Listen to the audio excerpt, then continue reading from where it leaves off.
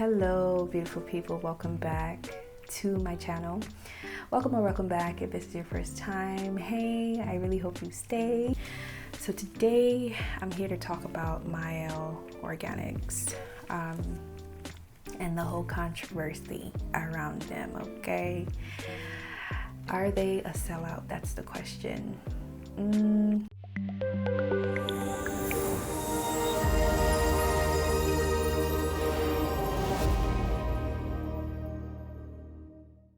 Mielle Organics has been trending recently because they have now been acquired by P&G Beauty, and it's a huge thing because the Black community or the Black women that Mielle Organics serves are, angry, disappointed, upset because this is another hair company that caters specifically to them as Black women, and here they are again selling the company to another company that does not cater specifically to Blacks. So then there's the concern or the debate of whether or not the ingredients will change, whether or not Mielle Organics will continue to serve Black women in the same manner as they were prior to the acquisition. And I believe these sentiments are pretty valid. I agree 100% because we've seen that pattern of how other Black hair companies have been acquired by bigger brands, bigger companies, and slowly but surely we start to see a shift, a change in the ingredients, a change in the consistency, a change in sometimes even prices begin to change and vary. And I believe what Black women are feeling is that these companies start off on our backs, start off on our dollars, and then grow big and get to a point where they just then want to, abandon us, the people that they serve. And so it becomes a question of what is then the motive or intent of selling to these big corporations. My issue here, honestly, is not even that they sold. I think it's normal for business owners to build their businesses and get to the point where they want to, go ahead and sell what they've built, right? Because if we're being honest, the goal isn't to work forever, right? The goal is to build something that is then working on its own, but you've made enough out of it, or now you're being paid a dividend or something, you know what I mean? While with that being said, I believe what Mielle Organics and many, companies like Mielle Organics should have done is sold to, companies, corporations, brands whose targeted audience is the same as their targeted audience or targeted customers, right?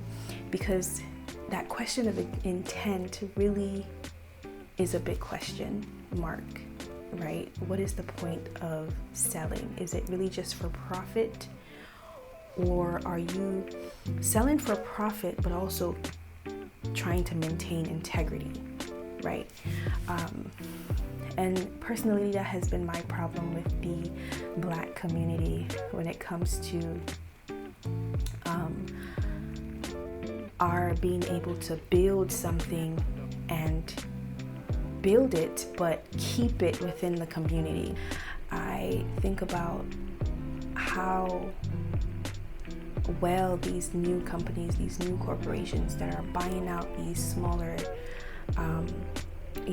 companies that are catering specifically to Black customers, how how well will they continue to serve those Black customers? What is their intent moving forward? And again, this is an acquisition, not a merger. It's not two companies coming together. There's one obviously bigger company buying out a smaller company.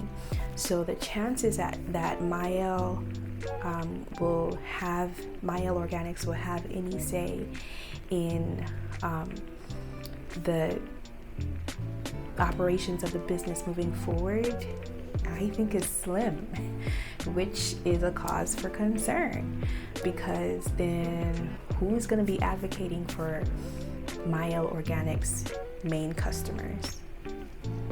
Who's going to be advocating for us and making sure that we're still being catered to by the brand, by the products? So I think that's the root of the issue. And the problem isn't that they sold, at least for me personally, the problem isn't that they sold, or, we're trying to look for a profitable business move to make. That is human, that is business, okay? I get that. But to maintain credibility, they should have tried to sell to someone who they know will for sure cater to their Black customers. I'm not saying P&G wouldn't, but have they done it in the past? Has P&G do they have a track record of catering to us, to Black women, right? So if they don't have that track record, if they don't have that history of catering to Black women, how then are you able to entrust this brand to them? To me, that just means then that you're only doing it for profit, right? So I think owners of these brands that has earned the trust of the Black people and has gained their growth from the Black dollar, they have a sense of, I think, a level of responsibility, honestly, to ensure that those Black people and customers that have been faithfully behind them won't get lost, won't feel left behind by them, will still be carried on, no matter the business move they make. You know what I mean? Black owned brands need to truly put their Black customers first.